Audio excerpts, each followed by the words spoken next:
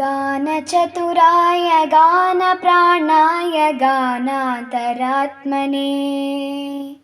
गानोत्सुकाय गानमत्ताय गानोत्सुकमनसे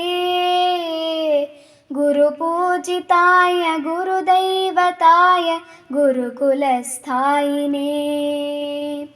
गुरुविक्रमाय गुह्यप्रवराय गुरवे गुणगुरवे गुरुदैत्यकलक्षेत्रे गुरुधर्मसदाराध्याय गुरुपुत्रपरित्रात्रे गुरुपाखण्डखण्डकाय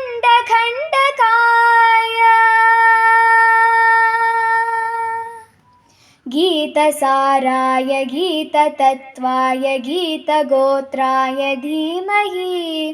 गूढगुल्फाय गन्धमत्ताय गोजयप्रदाय धीमहि